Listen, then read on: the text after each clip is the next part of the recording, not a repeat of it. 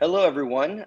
Today we have another exciting fireside chat, and this time we're talking about how to boost your content to actually get more from your email. So we're talking ways to improve your content overall to generate more email revenue. And today we have Kyle Dana from Digistore. We have Marc Gaudett from Maripost and Manny Ju from Maripost. How are you guys doing today? Doing well, thanks. Amazing. Awesome. Awesome. And so just in case our audience is not familiar, Kyle, could you give us a brief rundown on what is Digistore 24? Yeah, for sure. So Digistore is a full service online sales platform with one of the world's largest global affiliate marketplaces. So we're really an all-in-one platform. If you're selling a product, we'll do your payment processing. We'll automate a lot of your business activities like taxes, frauds, refunds, chargebacks, all that fun stuff. And the big thing is we also link you up to thousands of affiliate marketers who can then promote your products and get you, traffic and targeted sales. So it's kind of like for friends or family that doesn't understand what I do, I kind of say we're sort of like a Shopify, but we also connect you with affiliate marketers. No, that's good that you add that. I deal with that all the time. Like my friends and family are like, what exactly do you do? And it's just like, it's tough to put into context. That's awesome. And in terms of Digistore versus your competition, like what are the main reasons why businesses choose to work with Digistore? Yeah, so the biggest thing is that we generally have higher conversions than a lot of our competitors. So a lot of people that, let's say, sell a product or service or offer online, they'll maybe use us for their internal traffic, like their media buying traffic, because we generally get better conversions. And then a lot of people, like, let's say you're using a competitor, you can still use us to get access to even more affiliates and get more traffic and more sales. So generally that's what we see is more conversions and just, more affiliates that can send them traffic and get them sales. Awesome. Yeah, that seems like the way to go for sure, and definitely a nice competitive advantage. And Marc, in terms of Maripost, for anybody who's not familiar with that, what is Maripost? So Maripost is basically a multi-channel marketing automation solution. So what does that really mean? Well, marketers that need a solution that's going to help them do their email marketing to generate more revenue, that need an SMS solution because they want to combine that as part of their customer journey, or they want to combine social even, so maybe pushing to a Facebook custom audience. Basically a marketer that is saying, hey, how do I reduce the number of technologies in my tech stack, run everything through one platform so I don't have 7 to 10 to 15 different support channels I need to reach out to for different providers. And really what that boils down to is when we think about it at our level is really allowing marketers to run their business off of our platform. And email, I would say, just to kind of encapsulate that, is really the bread and butter of where the organization started. So if an organization is really looking at where should they start on Maripost, they could start with email, they could start with social, they could start with SMS, but really where the bread and butter is and where the really most customers are starting from is like getting set up on our email marketing platform and really using our deliverability and customer support services to generate revenue from their emails. And typically when we think about those ideal customers, Tony, are people that are going to get value. It's usually merchants who hold inventory. So think about somebody that might be a Shopify Plus customer on a Shopify platform. It's also affiliate marketers that are really trying to generate a lot of revenue through their email. And so hence the collaboration that, Kyle and Digistore 24 has with Maripost, a lot of our customers are clients of Digistore 24 because they're trying to get value from our platform as well and drive more revenue from email. And then online publishers. So people that are, think about the New York Post, organizations or brands like that, or, the Associated Press that publishing a lot of content, sending out high volumes of email, they're going to get a lot of value from a solution like Maripost. Got it. Yeah, that definitely makes sense. And do you think that the main reason why businesses come to Maripost or marketers come to Maripost is because of email? Do you think email kind of brings that in, or do you think just to be able to consolidate everything is kind of the main drawing card? Yeah, I would say that the conversation usually starts with email, and then as they learn more about what we can do, they're like, "Oh, wow, you can do this as well. You could do this. Maybe we can consolidate things into our tech stack." But really, when they're coming to us, Tony, that's a great question because they're coming to us to email, but they always are coming to us to solve a very specific problem. And most of the times, it has to do with deliverability. It has to do with engagement rates in their email. There's a lot of different reasons why people come, but when I think about the conversations I have on a daily basis, I would say if we're looking at that 80-20 rule, deliverability comes up at some point. And having a service provider, not just a technology, but a service provider that has a deliverability team and a customer success team that can support them to get better deliverability is one of the key aspects. Just to kind of dive into, what we're all here to talk about today, and we can, I think email is something that's been around for a long time, and it's basically been, the livelihood of so many affiliate marketers and the way to generate sales for so many brands. And it's just a mechanism that kind of doesn't continue to go away. It just keeps going. And even with social media or even with other ways to connect, it's still a viable market. And so, today we're going to kind of cover ways to improve your revenue generation from email, whether that's deliverability, whether that's the copy you're using, whether that's any sort of images, anything you can do to get more people to see your emails, do more with them, and help you generate more revenue. And so it's just a topic that, even though it's something that has been talked about a million times, it's an interesting one because it keeps going. And so I guess kind of the first thing to ask today is, and Manny, addressed to you, is that why do you think email continues to remain such a strong marketing channel? Sure. One of the biggest reasons is that it has the highest ROI out of any other type of marketing channel when you look at it.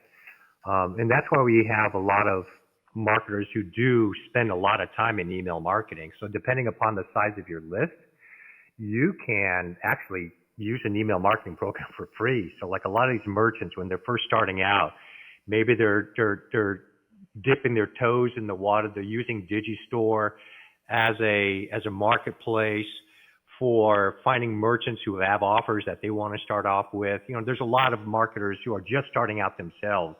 They're finding out, hey, maybe affiliate marketing or just as a professional marketer is something we want to do. So the ROI on email is just outrageously great, and unfortunately it's a reason why we have good email, and that's also a reason why we have bad email, because the consequences for doing it bad is so low. But what makes email also really good, I would say, and as I speak to the marketers, because you get to control your message. That's not something that you can do on social media. That's not something that you can do with SMS. You cannot control your message. If you're on social media, you get your campaigns get reviewed, and a lot of times it's very subjective whether or not your campaigns are approved. SMS, same way. I assist a lot of our clients with campaign approvals, and a lot of times, as you know, SMS is very, very restrictive as to what you can say in your message.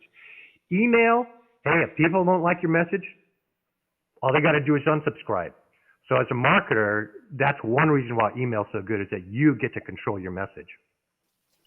That makes a lot of sense. Kyle, you feel kind of the same way?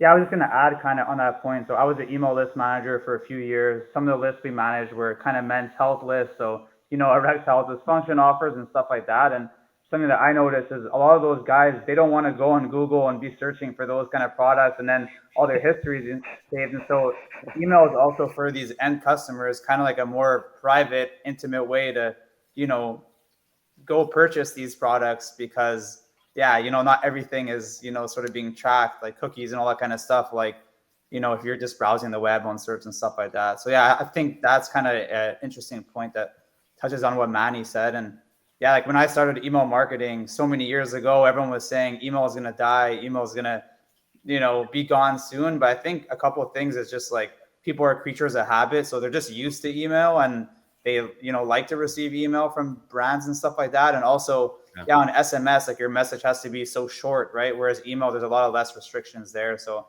yeah, I think that point too is kind of why, email, it's trickier than ever, probably. As Manny and Mark probably know, deliverability is, tougher and tougher. It's harder to inbox. You got to be creative, but as long as you kind of stay ahead of, the trends, and you work with a company like MyRepost and their deliverability team, emails is definitely still a super profitable channel. Awesome. Yeah, that makes sense, and it's simple, but going the fact that you can customize the message, which is huge in affiliate marketing, whether that's the type of campaigns you're doing or how you want to what you want to consider to be the action item for payout. Like being able to have control over that is definitely a huge thing. And it's weird. We all kind of still check our emails daily. We all still use it, so it's definitely a viable channel for sure. And so in terms of getting started with kind of making more from emails, a lot of times, we've seen it all, I guess, for the last, 10 plus years or whatever, with just different subject lines, people trying all different types of things to get your attention, going out of their way to be like super controversial or going or just going with like more direct and all kinds of unique subject lines and things like that. So I guess kind of starting, with you, Mark, first, what kind of common mistakes do you see businesses making with their subject lines? I think the biggest thing is thinking short-term instead of long-term, right? Because especially with the topic of like affiliate marketing and how do we get better engagement rates, there's this notion of like, I want to make as much money as quickly as possible. And then people go ahead and they burn through lists, they burn through IP addresses. And the notion of really thinking long-term and saying, how do I build a relationship with my list over time is something where we've started to see a shift, and where we try to provide education to our clients, especially if they're newer to the game, or they're really trying to say like, hey, like things are not working with our current ESP, our current provider.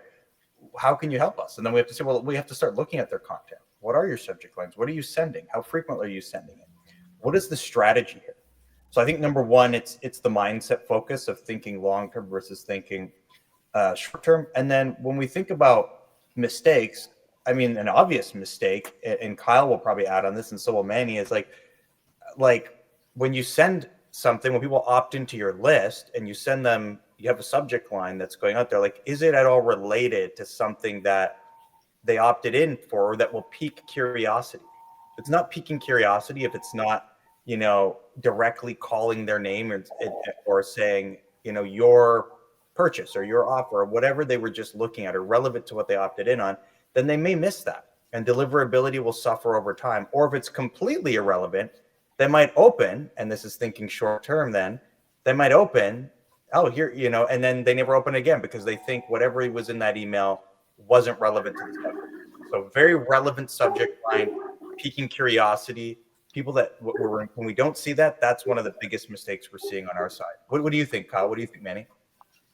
Yeah, I would say, like that's definitely spot on. I'd say a couple other things I see is that like every element of an email has a certain purpose. Like a subject line is to get an open, right? An email copy is to get a click. And I see like a lot of people, they try and sell so hard, whether it's in the subject line or the email copy, but like, you have a whole sales page for that. If you're promoting affiliate offers, there's a really well-crafted, high converting VSL or sales page that's going to do the selling. So I think a lot of people like think, oh, I need to sell within the email, but it's like subject line, just focus on an open rate, right? Email copy, focus on a click. So like, I see that that's another issue that's kind of related to that.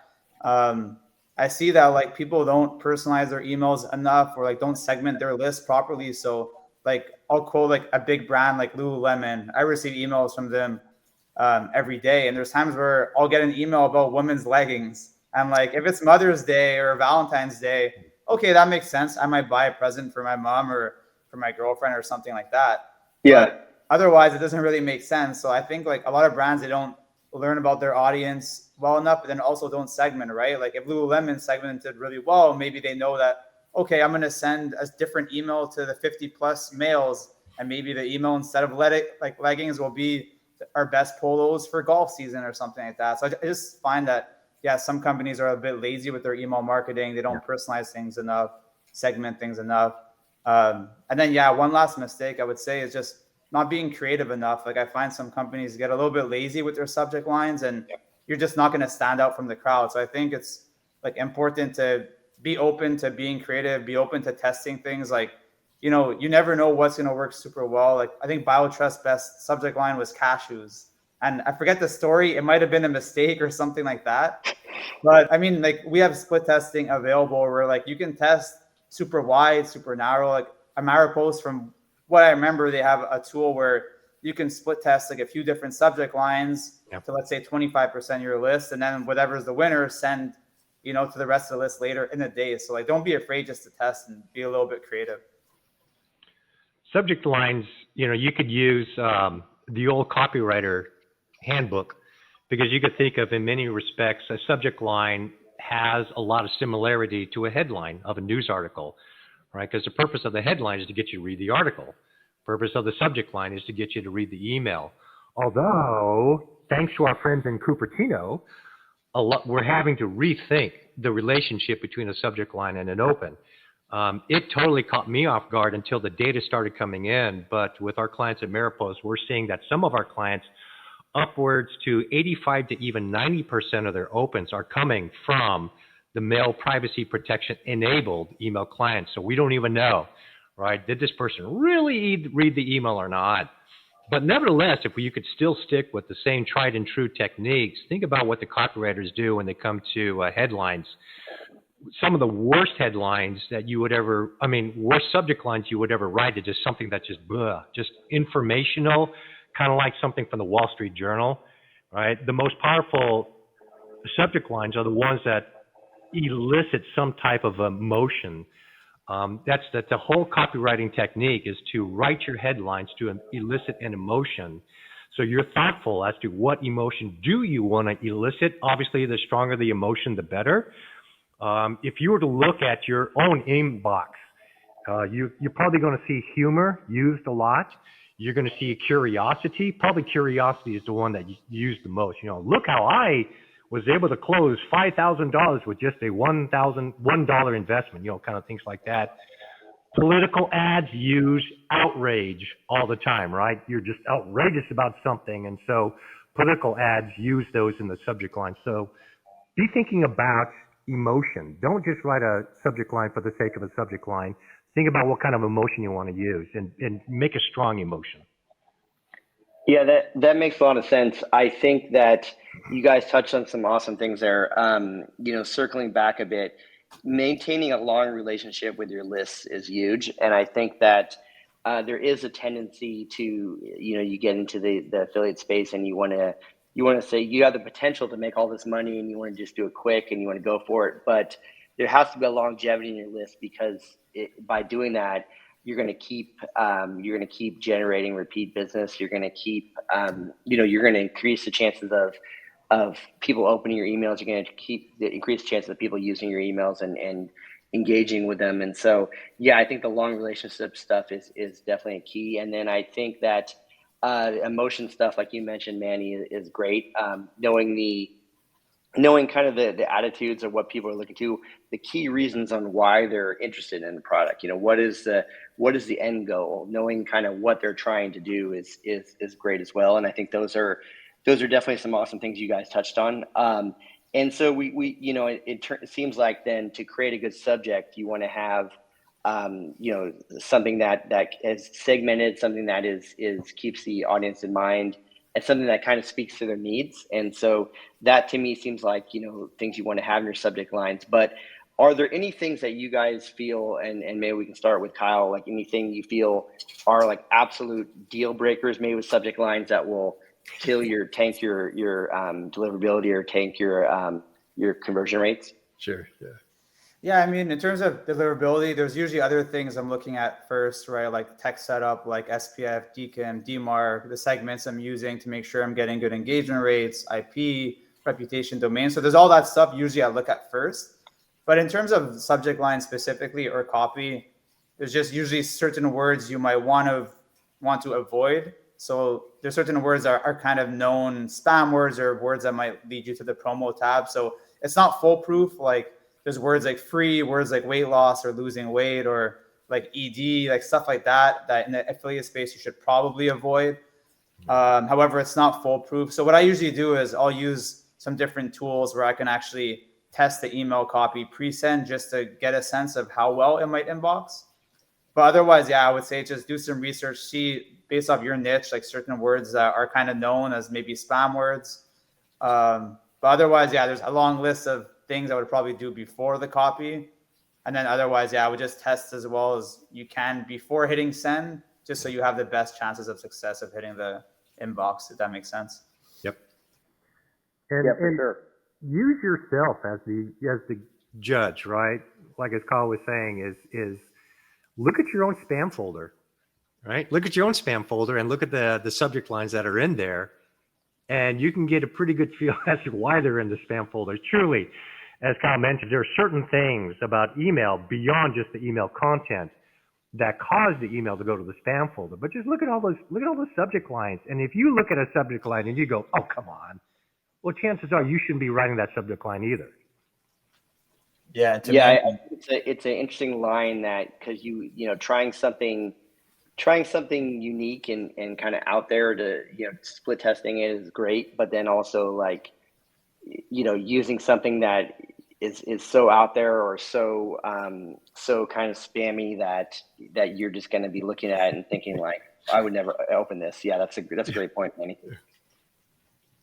Yeah, and I was gonna say, like, to that point, and to Manny and Kyle's point, like, obviously ensuring that everything is done perfect up front, with the technical setup, because, if your email is even going to be seen or your subject line is going to be seen in a mailbox, it really does start with where Kyle had said. It's like, you got to make sure the technical setup is done right. Your SPF, your MX records, your DKIM, DMARC, all of that's got to be set up appropriately. Warming that domain, if you're sending through a new ESP or a new email service provider, it needs to be done properly for each mailbox provider that you're on your list, because it doesn't matter how great your subject line is, if those things are not done right, nobody's going to see it. It's not going to get to where it needs to get to, right? So it does have to start there foundationally. And then when we look at like some of those subject lines things, I know that the information we're giving is like, and Manny gave a great idea. He said, like, well, think of yourself. But if you're thinking, well, but what are those ISPs looking at? Is there anything from their algorithm perspective that they're looking at that would, even if it agrees with me, that they might say it doesn't, and my email ends up going to promotions or junk? Well, Kyle alluded, there are tools, and one of the tools in Maripost, we do have an ability to actually spam check content, subject lines, as well as the content image to content ratios, links, things that are most likely to end up in a spam folder before somebody sends out. So that's part of that pre-check that Kyle's talking about.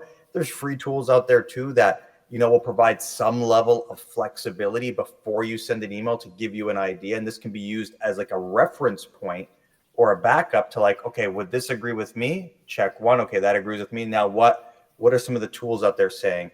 Is it still saying that it's going to probably go in the inbox? Then you try. But this thing is an art and a science. At the end of the day, nothing is foolproof, but we can probably get it 80% or more there. Yeah, agreed. Excellent. So it seems like the technical component is just as important as the kind of the written word and sort of how you're going to phrase it. If things aren't set up technically correct, then it's not going to matter what you write, basically. That's right, 100%. And that's I think that's what we always advise any affiliate marketer who comes to the Maripost platform. And I'm glad that Kyle opened up with talking about all the standards and the protocols that should be maintained. I mean, gone are the days where you just rented a list and blasted it. I mean, those days are long gone. The mailbox providers have done a lot to their platforms to prevent that practice from ever seeing the light of day, although we still see some that try to do that. All right, so things about making your DKIM, making your SPF, making all those things set up ahead of time, that's the foundation. You got to start from there. Yeah, that makes a ton of sense. And circling back a bit to just the actual subject lines themselves. Have you guys, anybody? I guess we can start maybe with Manny. Have you seen any type of business kind of killing it in one direction with a different type of subject line? Anything that's been like working particularly well lately? It's hard to say because it depends upon the industry. Right, it really does. With affiliate marketers like these days, nutritional supplements, lifestyle coaching, that's really, really hot topic right now as far as what is the offer. And certainly one of the things that we're, like I said, it's not exactly what are the words, but it's more like what is the emotion that the type of the subject line is emoting, what is it evoking? So the ones that we're seeing that are especially good are ones that are just honest. Don't try to sound like a marketer. Don't try to sound like you're trying to sell him something. The best subject lines that I've seen are the ones that are as if you're writing a subject line to your friend, to your business associate.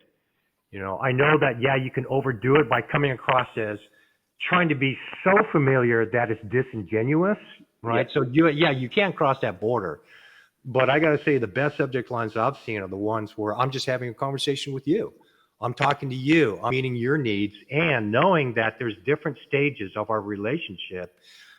So I'm having a different type of a subject line based upon that different stage of the relationship. But trying to, I don't mean personal. When I say try to make it personal, I don't necessarily mean personalization, where you're going to have my first name in it, but try to make that subject line a little bit more one-to-one, like I'm really talking to you. Yeah, and that kind of shows that you've taken the time to personalize it a little bit. You put in some effort in there, and so some intention. I think that's kind of circles back to what we were talking earlier about creating a long relationship with your list. That you're actually interested in helping them. You're actually interested in. You think this product will actually work for them. You're invested a bit. Yep.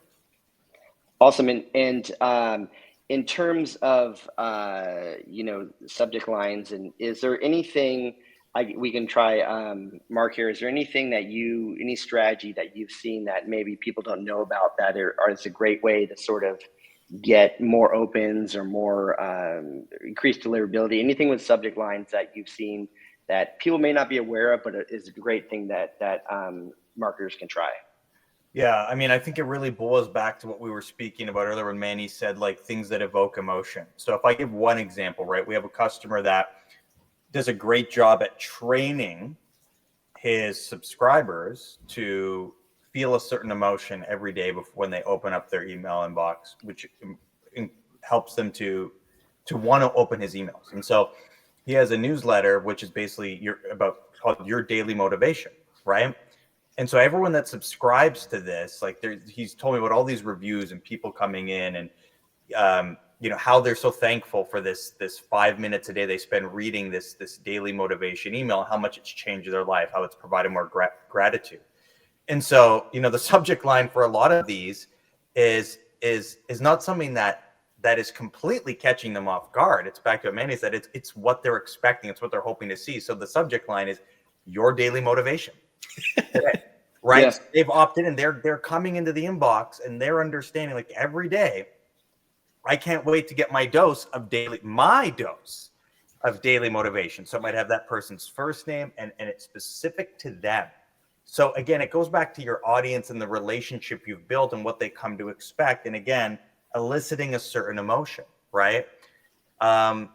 When we go back to curiosity, some of the things that I think work, but is not as good working long-term, is something that you might see in the cold email space. So people that are, trying to reach out to people cold on LinkedIn or through email, and then they haven't got people to opt in yet. And they're like, how do I catch those people's attention to first begin that relationship? Well, a lot of times it's something as simple as first name, quick question, ... Again, elicits curiosity. They may open it, they may not. It might start the relationship. The problem is, if it's not relevant to what they're hoping to expect or see, they're probably never going to open that email again from you. So that's a short-term strategy that might get an open, but you better make sure that what you have inside there is making them want to come back again, right? So those are just a couple things that sort of pop up when we start to think about, what do I see like as potentially working? Another thought is like, just examples of different things that I've seen work with some of our clients or people that I've spoken with. So a subject line that says like that maybe somebody's opting to receive marketing tips, and maybe your subject line is like, 5 tips to improve your email marketing, and maybe you have an offer or a CTA that's included in the copy after, but that gets them to open. Versus, don't miss out on this great offer. right, is the subject line, which you're leading with the offer and not the actual piece of content that they're going to find out. So that's another thing. It doesn't necessarily elicit as much of emotion, but it shows what they're going to learn by opening the email. Again, it's being truthful, back to what Manny was saying, and giving them what to expect, being authentic. Few things that I've seen. Kyle, what about you? Yeah, I would agree. I mean, something is like I always try and speak specific to my audience. So like, let's say taking Mark's example, I think it was 5 tips to improve your email marketing. If I'm sending that to the Digistore list, which is mostly affiliates, that might do all right. But if I maybe do 5 tips to improve your email marketing as an affiliate, or affiliate semicolon 5 ways to improve your email marketing, I generally see a really big uplift in open rates for that. So I try and be really, really specific to the audience. But otherwise, yeah, I mean, I pretty much agree with everything Mark said, Manny said.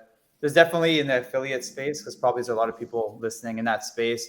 There's definitely still a few tried and tested kind of subject lines, like having a really specific benefit, a specific time frame, but not giving away the product. So let's say you're promoting a weight loss offer. It might be, lose 30 pounds in only 30 days with this, right? So you have a really specific benefit and time frame, but someone has to open to learn more about what that solution might be. I might not even give away that solution in the email copy. That's why I'm going to get people to click right in the email. But yeah, I see that does really well. Listicles in general still I find do pretty well. And then I really like to try just really short, kind of catchy, curiosity invoking subject lines. So like for example, one of my best subject lines was coffee and diabetes, right? If you're saying that to a list of that's a diabetes list, you're going to be like, well, diabetes, coffee, I drink coffee, right? I want to learn a little bit more. So I find that does well. But yeah, it really depends on the niche, the industry. But like Manny said, something I'm seeing more and more now is kind of that subject line that it sounds like I'm just sending an email to Mark or Manny. Like I find that is something that is being used a lot more by marketers in this space. Interesting. Yeah, it's all about personalizing, being honest, being direct, and it seems like there's a lot of themes kind of coming up here, and so moving on to beyond the subject, the actual copy of the email itself, the body copy. We can start with Mark here. What do you feel goes into like what elements do you think should be included in like strong body copy? I feel like when we follow that up with a strong subject line, you could argue that we should include a pre-header in there too, right? As something that's going to improve the chance that somebody's going to open, but also get an idea of what that content is about. And then when we think about the email copy, what I think about at the highest level is it's got to be easily digestible, right? And it's got to be to the point, and there's got to be some sort of CTA, right? So at the end of that email, now that CTA, when I think about it, usually it doesn't necessarily have to be like purchase this or click here. It could be learn more, right? It could be book your free consultation call, or here's a link to some other information that we can provide, like another article on this relevant topic. Mm-hmm. I think when we can structure it that way, it can become very simple, right? Usually shorter emails I see working better from a content perspective, right? But that's not to say that you couldn't make a long form content work. Not too many links, I find, can be a distractor as well. So if you're going to be linking to something, I mean, usually if we're linking to like 15 different places, that's probably something we want to stay away from as much as possible, because it's more chance of going into the promotions or possibly into a spam folder. But just thinking, those are a few things that I think are important when we think about the content. What about you, Manny? Yeah, it's funny. Like probably a lot of people listening in are just new to email and just getting started and trying to figure out how to get it going. And I hear you. I feel your pain. I've been there before, where I've got this blank, and all that's happening is my cursor is just blinking, and I've got this writer's block, and I don't know where to start because there's so much out there that is. I mean, it's outrageous. Some of the times we've seen copy, you think that, I got to have splashy images. I got to have all these cool stuff. I can't believe it. Some of the most powerful emails that I've seen in terms of results are just looking like it's something that came off of a Smith Corona typewriter. Okay, I'm dating myself. I get it. But you know what I'm saying? There's just text. And it's like, oh my gosh, you know, they don't even have any pictures. It's just text. And some of those are the most powerful, best performing emails. So to help you get started, think of it this way. Every good email that you write should have 3 sections. You should have your lead, which is your opening sentence or 2. You should have your body, then you should have your close. Now, of course, if you come from the Steve Jobs School of Writing, you should have your false close, right? But wait, there's more. But really, it's just 3. Mark mentioned your call to action. And one thing that I always exhort our clients is make sure that your call to action is appropriate to the audience that you're sending. And what do I mean by that? What I like to do is I like to challenge our marketers to think differently in how they want to segment their audience. Typically, it's by demographic, it's by purchase behavior. I would like you guys to think about a different way, and that is, how much do these guys trust me? There's different levels of trust that you're dealing with, like, say, people who hardly know you, to people who have bought from you before, to people who have bought from you repeatedly. So what you can say in your call to action should be different. So real stupid example. Hey, let's start a family. That's a great call to action to somebody if you're in a nice, intimate relationship with. But hey, let's start a family is probably not the best thing you want to say to a complete stranger. All right, so I'm using that as an extreme example, but it's amazing how many times you see something like that in an email, asking for a higher level of commitment in the call to action than really who the audience is for. Or maybe it's just a blast. It's sent out to everybody and you're not even thinking about segmenting it at all. But really also spend time with that lead, right? Just like with anything else. Spend time, make sure that the first sentence for the first 2 sentences, that has to be spot on, because in the first 5 seconds, they're going to decide, do I want to read this email or not? Yeah, that makes a ton of sense. It's very interesting. You mentioned in terms of what they could be realistic kind of about what they can achieve from the email. So like what you're trying to get them to do. And I'm sure Kyle, at Digistory, you guys probably see that as far as like affiliates promoting a specific type of offer that may not be a fit for their customers or maybe designed for a specific type of customer. So like, what do you think, Kyle, about how to kind of match your offer type with your email and kind of what the customers can realistically achieve? Yeah, I mean, what I do, like with like some of the lists that my team manages in terms of the email list management side of things, is like, while we might already know a lot about our audience because of what they purchase and through Google and analytics and stuff like that, we'll send them a really simple survey and say, hey, we want to learn more about you, your interests, so that we can make sure we're, you know, serving you as best as possible. And then through that, we'll realize, 80% of our list is male, or 75% is 60 plus. So usually that way, I'll really learn more. Or maybe it's a health list, but they're interested in making money. So maybe then I'll test some financial offers. So that's kind of how I go about just learning more about like the audience before, you know, all of a sudden sending a financial offer to a health list. And yeah, just like a few points that I really like that was discussed already was like, I came from the sports betting space where all of our emails were like super fancy looking, all the bells and whistles and stuff. And then when I first saw like just a full text email with hyperlink text as a CTA, I didn't really understand that at first. But yeah, you have to really cater to your audience, like older demographic. Maybe they like just a text that's hyperlinked as opposed to a big button, for example. Yeah. I think it's just really important to test what works best with your audience. In terms of affiliate promotions, I've seen that CTAs where it's really, really specific and clear and even mentions the benefit does really well. So like I might say like literally click here, right, to, you know, learn how to lose whatever 30 pounds in 30 days or whatever be the case. And yeah, the last thing I would say, just to, I guess, end this specific topic, is just like, in my experience, it's best to just have one goal with your email. So like there's times where I see people linking to 3 different places and trying to push a bunch of different stuff. Whereas for me, I've seen the best results of that. Just have one really specific goal for every email and like one main kind of CTA. Yeah, Kyle, that's a great point, Kyle, right? Because copywriters, they talk about it, right? What is the golden thread of your copy, and what's the golden thread of your email? I'm glad you touched on that. Yeah, that seems like by going that route, you're definitely directing, you're funneling down the action that you want, and it's more direct, and you're eliminating possible exit paths for the customer. So that's fantastic.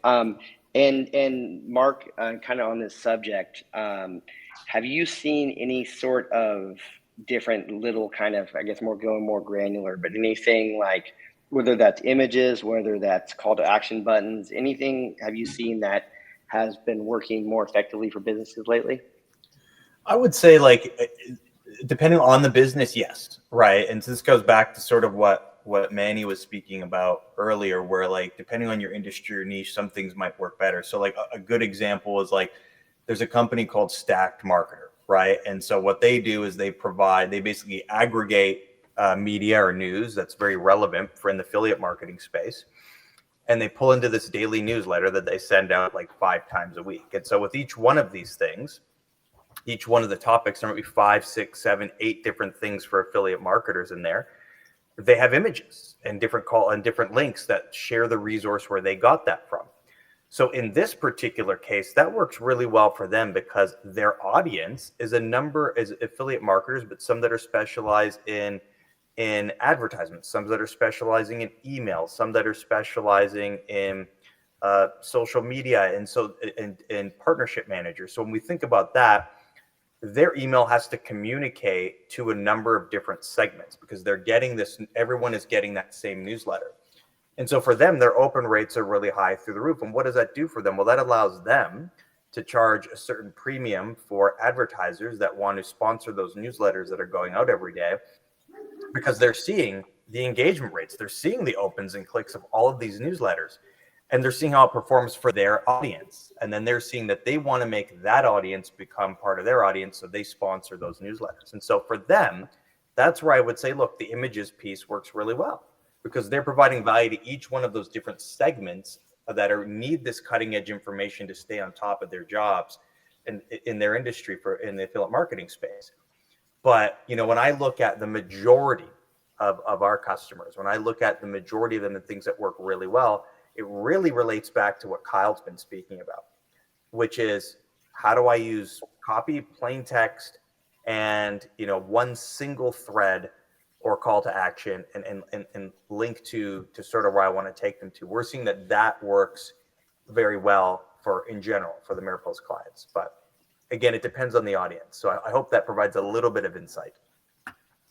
Yeah, that's fantastic. And in terms of all these things that we've covered today, going back to either the subject line or the body, so say somebody, regardless of niche, and that they're using email to either as an affiliate or as a brand to generate more revenue. Do you guys have kind of some quick things that, like, maybe are best practices that they could use to kind of boost their earnings, as soon as possible? So, like, kind of anything that they may have overlooked, and we can start with Manny on this one. Yeah, you're talking about how to boost earnings? Yes, Yeah. exactly.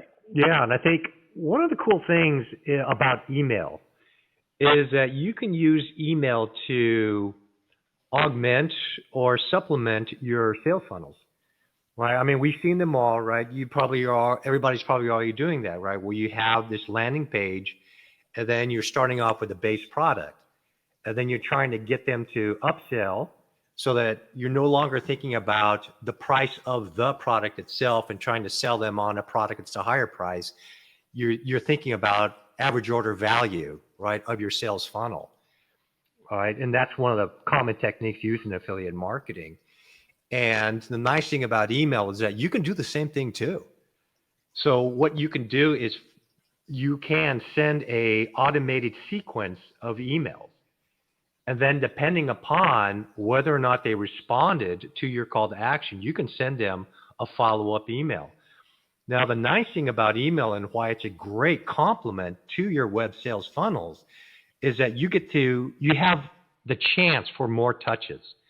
What I mean by that is when a web funnel, they go through it, if you didn't grab their attention, it's almost like a one and done. They'll just bounce out of your website.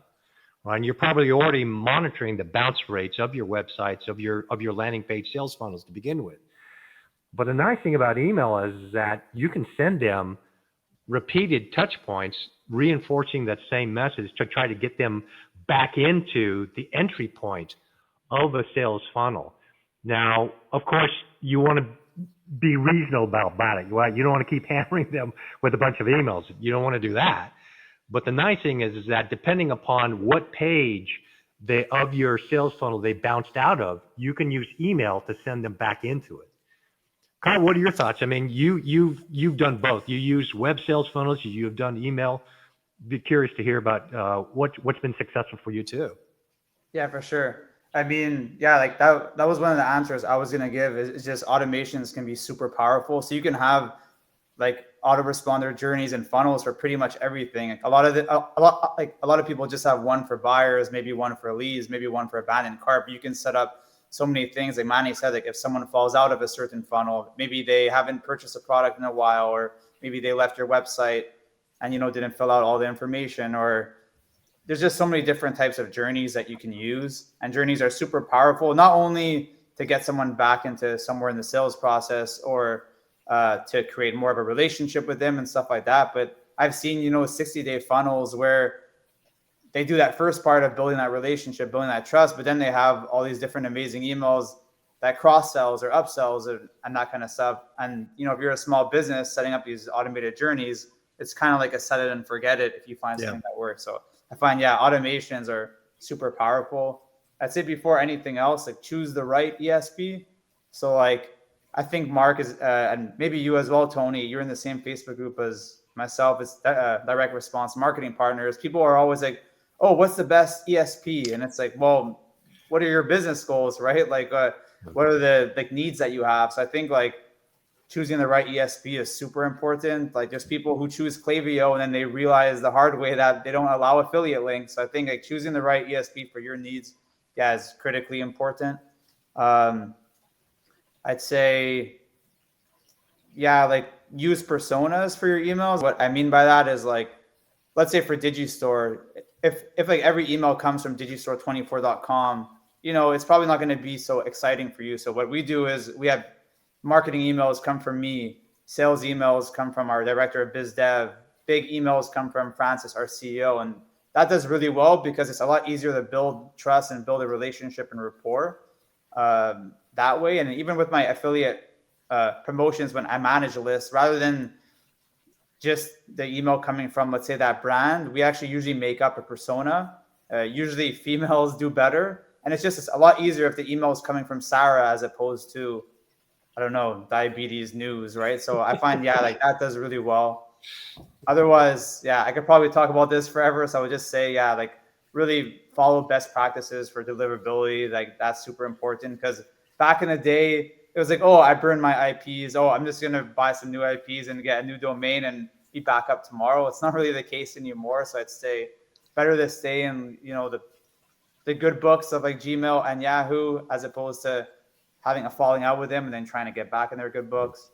And then, just, I don't know, test as much as possible. Like even myself, I probably don't test as much as I should. So just try and split test everything. Like you're probably split testing your sales page a million times, right? So give email some love.